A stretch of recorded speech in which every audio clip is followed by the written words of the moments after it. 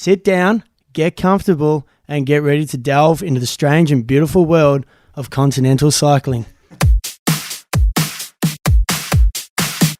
The Continental Breakfast.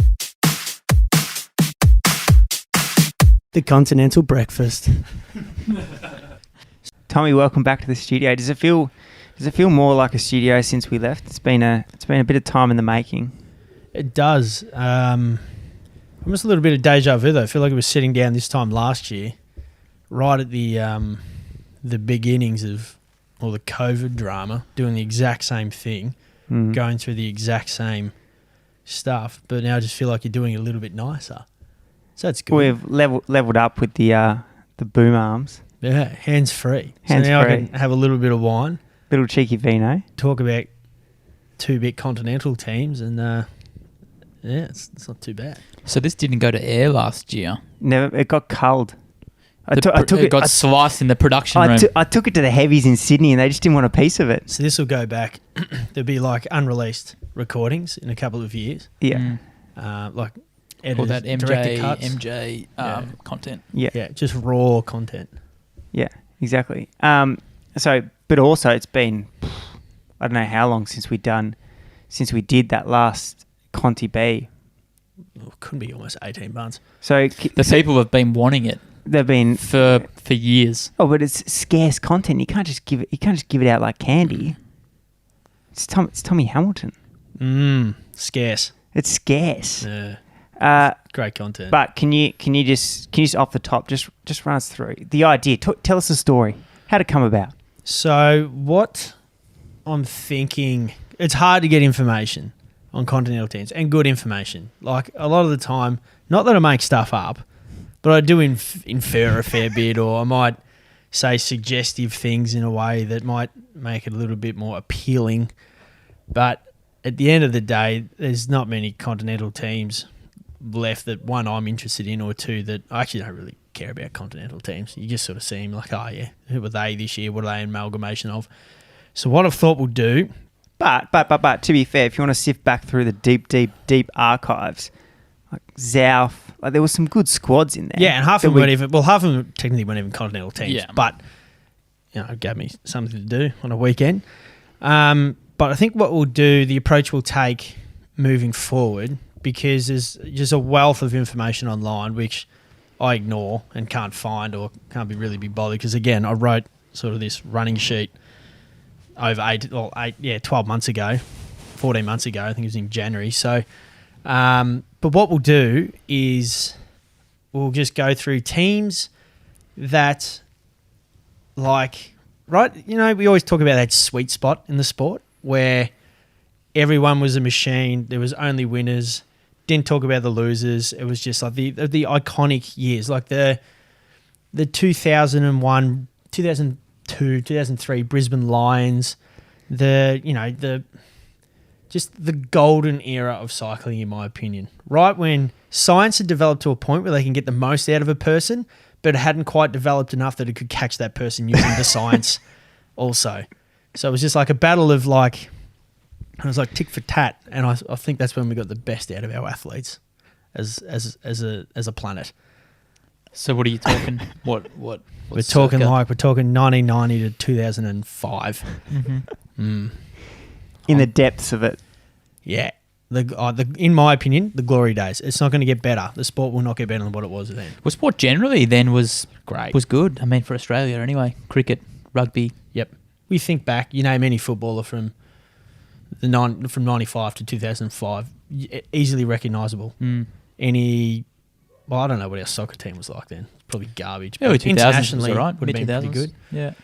The Olympics were on 2000, fire. actually, sorry, Olympics, 2000, Sydney Olympics. 2006, we made the World Cup. We got to the quarters, didn't we? Round of 16. Round of 16. Wasn't Should have. Italy won. Yeah. Italy dogged us. Mm. Still haven't forgiven them for that. But anyway, I feel like there's just a lot more to sort of go through. There's a little bit more content there, I guess. But anyway, it might be a flop, boys. This might be the first and last time we do this, but that's all right. So off the top, what do you got for us? So this was the team. So when I thought, okay, so it was like, all right, we're talking glory days, we're talking the money, we're talking all the glory. What team sticks out in my mind. And I didn't even know what the team name was. I just remember seeing these guys because this is the event. If you've got good kit, it'll always be remembered. Like, you could be a garbage team. You could be horrendous. But if you've got good kit, you actually got half a chance of being recognised and remember. So I've picked Kelme. Could be saying that wrong. They're a Spanish team, but they've been around for, like, they're in the sport for 24 years. Like, a massive, massive time. And we're talking from when the sport was getting good to when the sport finally, like, pretty much almost met its demise. Do you have any data on, is that the longest serving team of all time? When they stopped in 2004, they were the oldest team in the Okay. peloton. But whether that was... I reckon now maybe Movie Star could I think be. Movistar would have taken. Well, they were over by now. Case Depart, CSC. Oh, we're talking. Yeah, they were, we're weren't they? talking. No. Case Depart and CSC were different setups. Big time. You sure? Yeah. CSC became was what? Saxo. Yeah. Ed Howe. Bjarne now Riis's they're- team. Yeah, But they are Tommy, too. Um, Wait, what was CSC are you, before? are you saying? Let's not worry about Anyway, CSC. that's what we're talking, not we're talking about. about That era. CSC. We're talking about that. Remember? Yeah. You know, we're talking the era. So you're saying 24 years with no sponsorship change versus versus one the key, movie star one key sponsor. versus the movie star, which has had evolutions. There's always evolutions, but there's always been one key sponsor. But that's the buckled thing about cycling. There's all this history, but there's no history because there's no team that's been. Yeah. Mm. You don't get like the football clubs. Well, it's not like Liverpool who have been around since 18. But there could have been. Yeah, but it's just, I guess. You know, That's a just- discussion for another day. That could be a topic.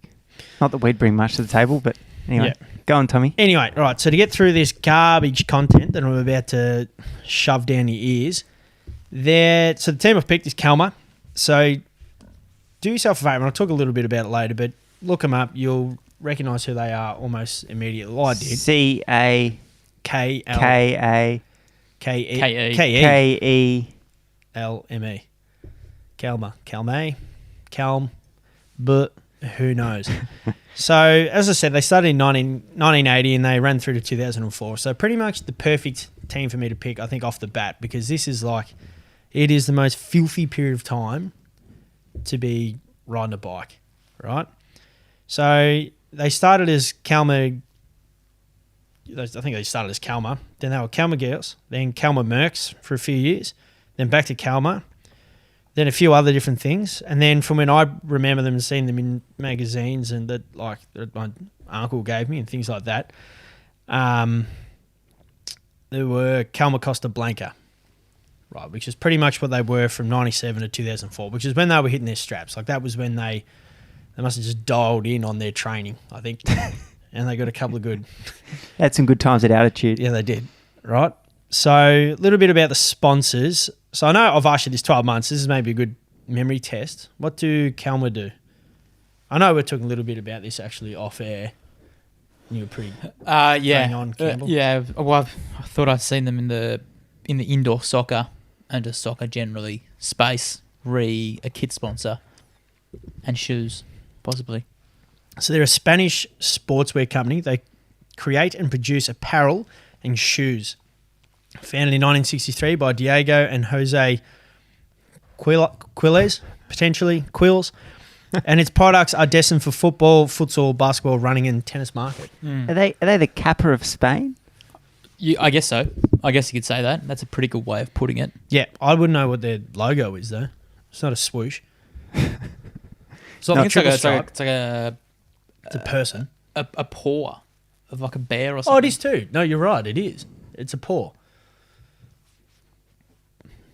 Great. It's not as good as a swoosh.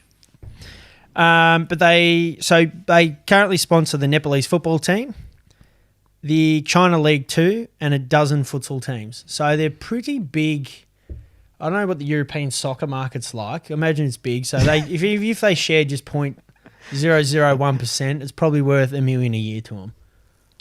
Minimum. I don't know. I don't know the economics of sponsoring the Nepalese national team, where they make the final round of 64 in the Asian qualifiers, but that'd be good at altitude They would be, actually. if they were allowed to play. Because bit too close to a few neighbouring countries. There's probably a little bit of like, that wouldn't be great. One of the most free place, I don't think. Or is that Tibet? I think Tibet's. Tibet. Yeah. Maybe the Nepalese are all right. Maybe they're actually allowed. That's why they're allowed to have sponsors. Let's be careful. But who's listening? The CCP are listening. Fuck. They in soccer? Well, Have you seen them? You seen them currently? No, I don't think I have. If they were, I would imagine they'd be in like second or third division in Spain as a sponsor. But like Tommy's just said, China League 2 and a dozen futsal teams. Yeah. So they're in China. So maybe there actually is a bit of diplomacy there. They don't mind the Nepalese sort of association. All right, Costa Blanca. What are they? just a district in Spain, no? You've either got really good memory or you're region. taking the literal meaning, which is White Coast. White Coast. Which I think, if you played back the recording we did 12 months ago, I think you did the exact same thing. So full credit. I think you got that back then as well. Yeah. So Costa I probably Blanca. put him back then as well. You would have, yeah. Maybe, that's where you got it from. Probably. Costa Blanca, literally meaning White Coast, is over 200 kilometres or 120 miles for those in the old tongue of Mediterranean coastline on the Alicante province on the southeastern coast of Spain. It's a pretty specific part of the world, just the coastline on the southeast coast, but obviously must have enough to pump a few mil into. We love a government regional dollar though. They do in It's Spain. important. They do Yeah. in Spain. They've It's good. It's good gear that. Yeah, good gear. They definitely had good gear. Oh, it's the same as the Cadell Evans Great Ocean Road Race. Oh, yes. But actually, no, fair enough. Well, I think that's what they were doing. They used to sponsor they might have been Kelme. I think Kelme used to sponsor the King of the Mountain at the Welter. Then they're like, we're not getting much out of this. Let's just have a team. Yeah. Same as the SA government with Tour Down Under. Yep. They do it all. They've got it. Well, I guess the uni have a team, don't they? They do it all. Why sponsor it when you can just be in the race?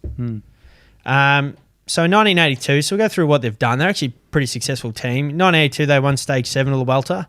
Don't know if you guys remember that one. In 84, they won Stage 6Bs of the Welter Asturias. 1990, the Mountains classification at the Welter. 92, the Russian national champs.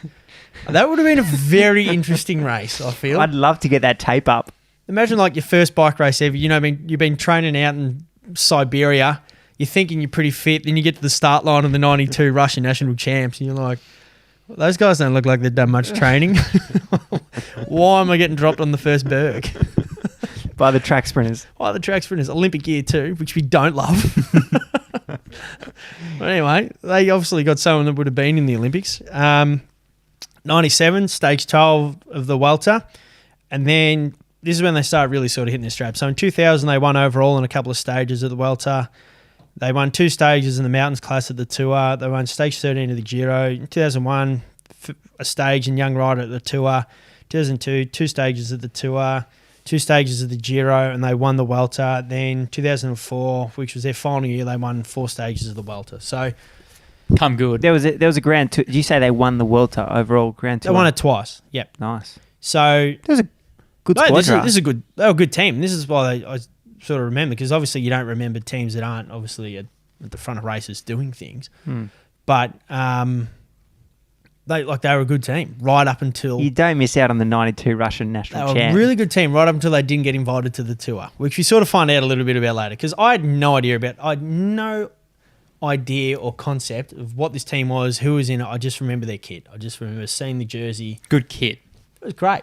It's great. And do I recall anything else? No. But turns out, this is what I'm saying, these old teams is a little bit more, I don't know, a little bit more fat in the pan when you're cooking with these. There's a little bit more, meat on the bone, if you will. You don't need to put as much, chili in the mix. There's enough spice there for you to enjoy your dinner without having to, embellish it too much. Directors, couldn't tell you. I have absolutely no idea who their directors are. It probably could be easy to find. If you're interested, look it up, I guess. But Wasn't for you. 12 months ago, that wasn't for me. And then when I tried to find my spreadsheet. The director's space really thrived in the origin of this segment in the continental scene, where it was did. traditionally rich in ex-dopers. Yep. So here... Is it that much different now? No, but I was just trying to back Tom in his lack of research of this part. Well, nothing's changed. Supporting the Anyway. boys. So we'll go to the doping conviction section. So this is probably where Off the top. this is,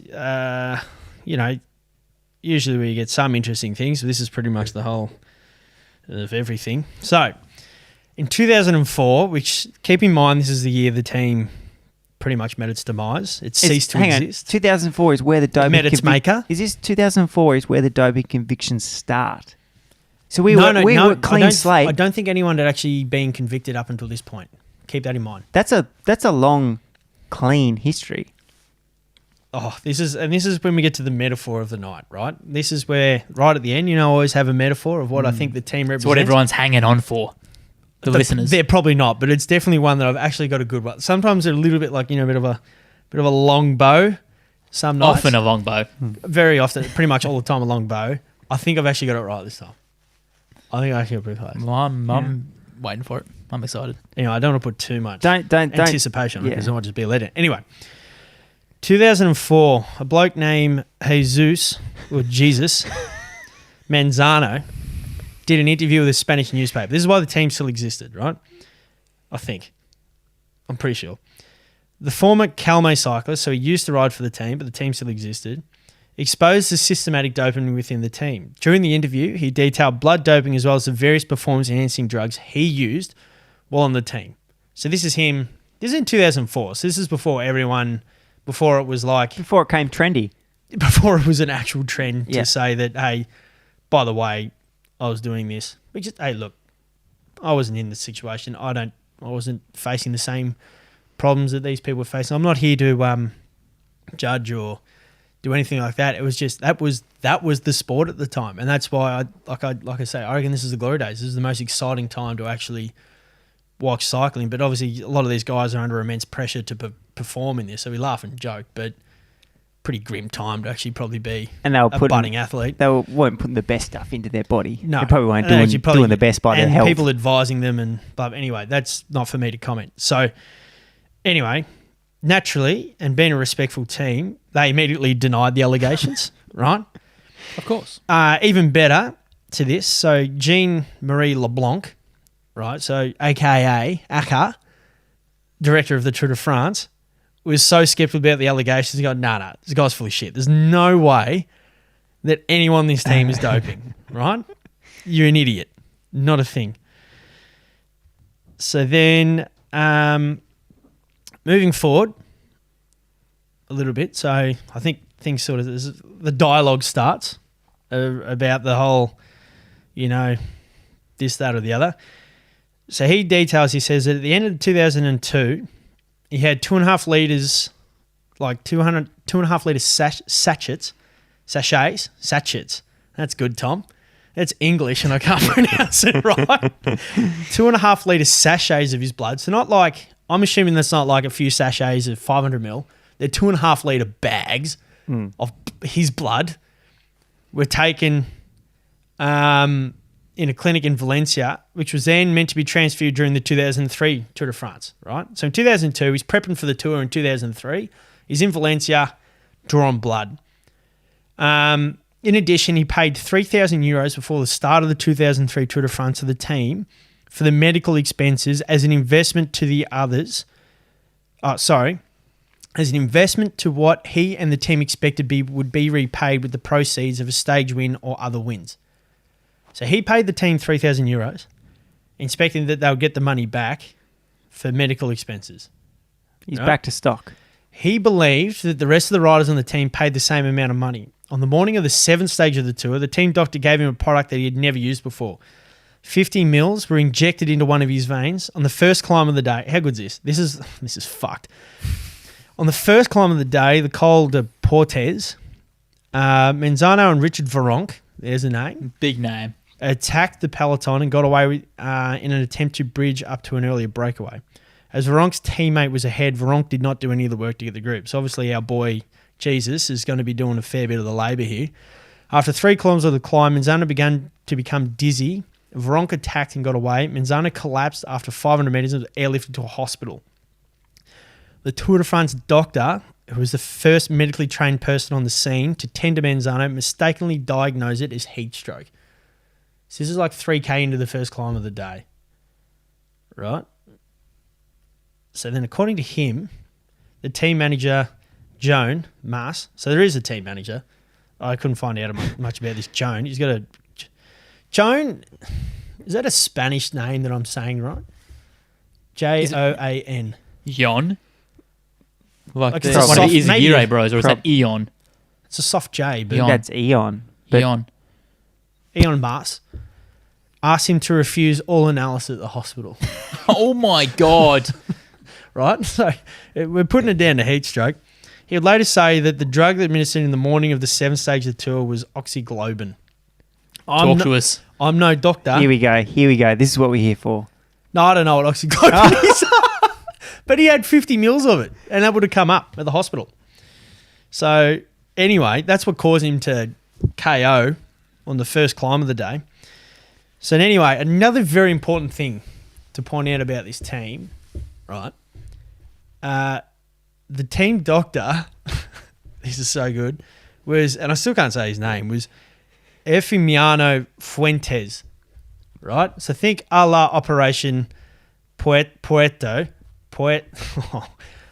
You know the one I'm talking about, right? Yeah. He was the team doctor. On the no one else. I thought that was pretty cooked. He was the guy behind Operation Puerto. Was him. but pre. He was the team doc. What year was that? I don't know. Like imagine, like you've just done like a lactate test, right? Oh yeah, we're just going to take some blood samples. Lie down. I'm taking 2.5 liters. Oh, don't you need just like a sample? No, I'm doing 2.5 liters. Big lactate test. This is more big, accurate. Big science. Yeah. So what are you saying? That the riders didn't know that they were on a program? No, what I'm saying is I think it's pretty funny that he was the team doctor. That's fucked. He's the most cooked, like, medical expert in the whole history of the sport, and he was the team doctor. But I want to get some dates Yeah. on when that can was. Can you get Well, some, on can the you get actual can you get the data up? operation? Like, Yeah. was this pre or post? I reckon it was post. Surely. I reckon it was post. So he was still operating post that time. Well, he was around when Lance was still bumming. So, bumming around. So, Started in May 2006. Yeah. Okay. So he was So working after. So he was working on this squad before. He was working on this squad he was the 2004. team doctor, then gone, I 2002. can make more money This was where operating this was where he's independent. mastering his craft. He's practicing on... Yeah, he is. Yep, he's on the payroll of the team as the team doc. Learning his craft, Yeah. getting to know riders, knowing what works, what doesn't. Then he's got all his research, all his information. He goes out on his own and He's going then to he work... starts his business. That's it. He's going to work for the... He worked for the Big Four, right? Yeah. Doing a little bit of consulting, and then he's gone, I'm just going to do my own consulting. Yeah. I'm an independent operator. In a big way. In the biggest way. With the biggest clients. With the biggest clients. Mm. Like, why limit yourself to 2-bit Spanish cyclists when you can limit yourself to 2-bit athlete everywhere? Yeah. People. Right? So, and then anyway, to sort of wrap up this whole saga, in 2007, Manzano, and this is a bit that I find relevant, and this is what actually brings it back into, I guess, modern relevance. He said that Alejandro Valverde doped with testosterone during the 2002 Vuelta. Now, I know Alejandro is 40 years old and it's impressive what he's doing, but You're off him. I was never really on him, though. I was never on him. I mean, he was only caught up in the wrong sort of press a couple of years ago, wasn't it? He was served a suspended. ban, yeah. It must have been the second suspension that he's served, and yeah, he was on the team sheet in 2004. Correct. So, And again, I can't speculate one way or the other. Not there, didn't see anything. But, like, think about it. Literally the doc for the whole operation was the team doc. And, I don't know. it's not a good read. This guy had a bit Doesn't of a read rough, well at all. Yeah, no, a bit of a rough. Doesn't read well at all. Yeah. So, anyway, it's actually a little bit, look, to be honest, a bit sad, but fuck me, it made for some Imagine, entertaining viewing. Oh, my God. Yeah. Just imagine being that guy going, this is what I got to do. I got to get some doc to put some random substance into my body. Just take it or leave it. Yeah. And then you're passing out on one of the climbs, getting choppered to the hospital, and they're going, Just keeps on the down low. Yeah, nothing. Just bit of heat stroke. Just heat stroke. Just pipe down, all right? You got Is 50 mil of heat stroke. Have in we got there. some data on the weather that day? I'd love to see what it was. Which is- 24 degrees, you got heat stroke. It was in. Don't say It was in Normandy. They were racing through Normandy. Sideways rain. It's heat stroke. Stiff. So anyway, alumni. They've actually got a pretty good lineup. Like more. Well, the results that you reeled off, you'd expect there would be some decent yeah. riders So there. you've obviously got Alejandro Valverde, the man. He's 40 years old and doing better than most 20-year-olds. So I think look. It is impressive longevity he's, I guess, had in the sport.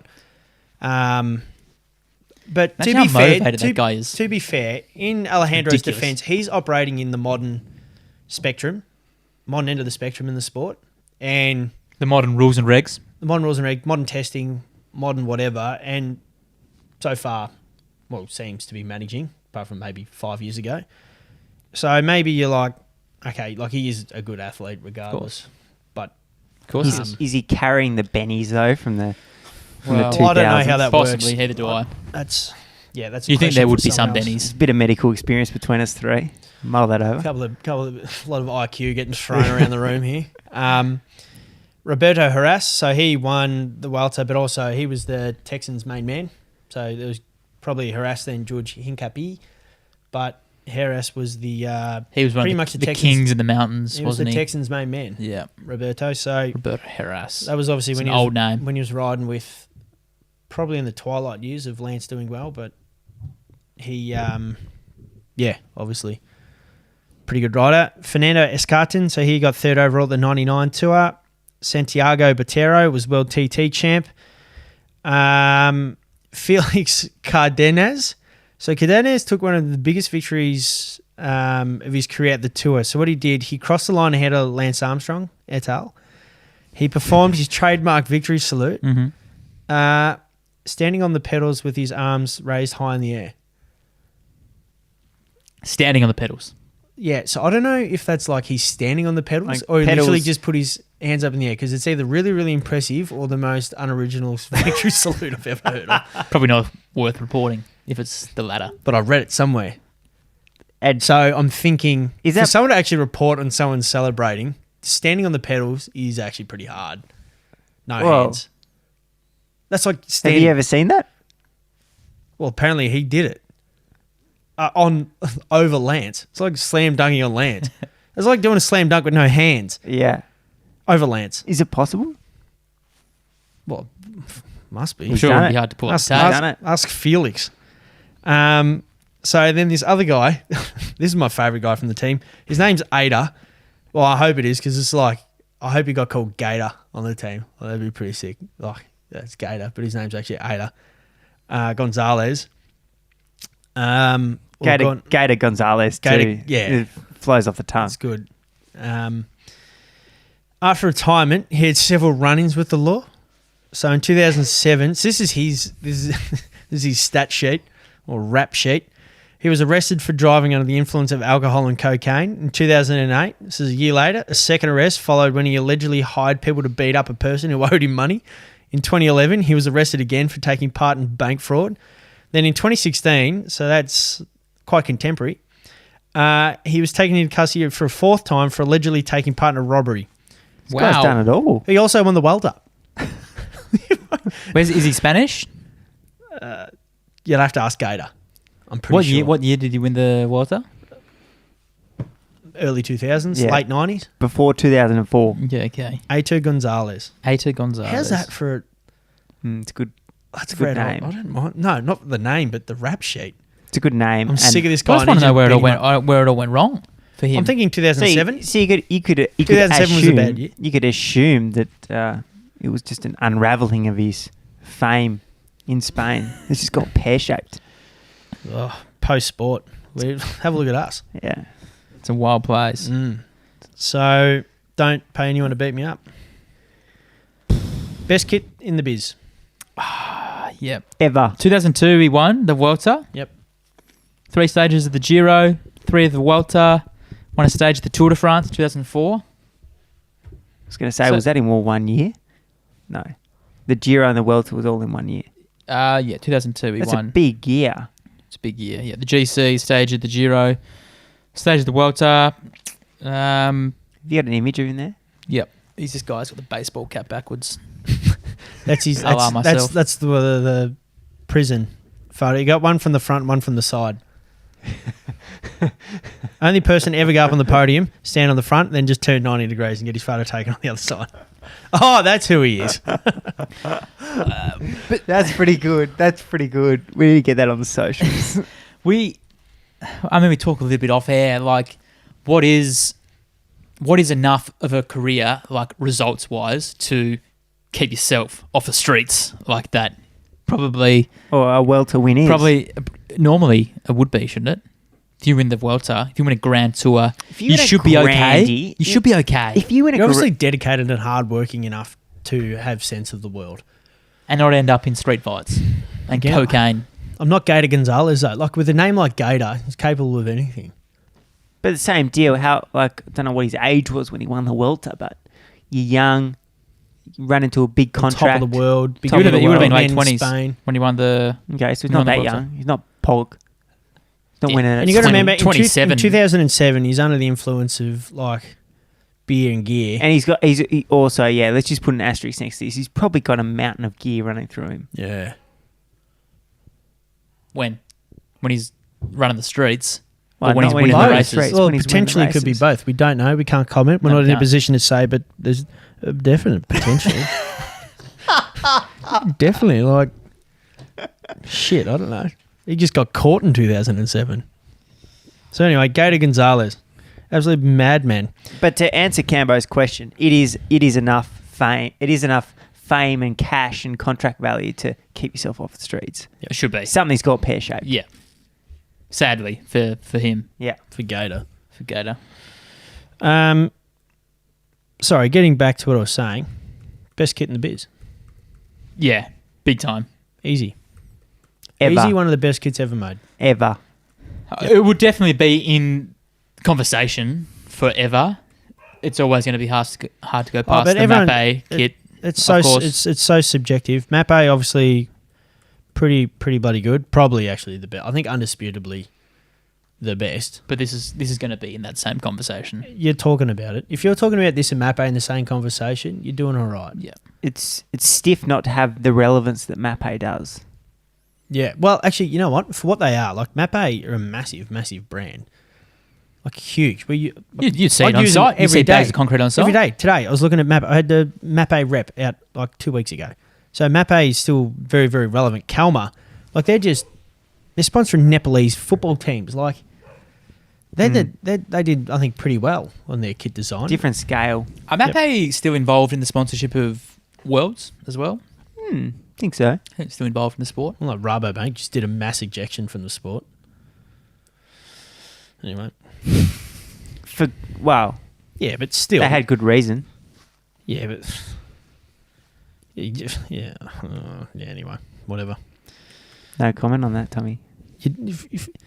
What's that thing you see on people after they've had like some sort of, issue in their life? There was like, if you can't handle me at my worst, you don't deserve me at my best kind of thing. Like live, laugh, love.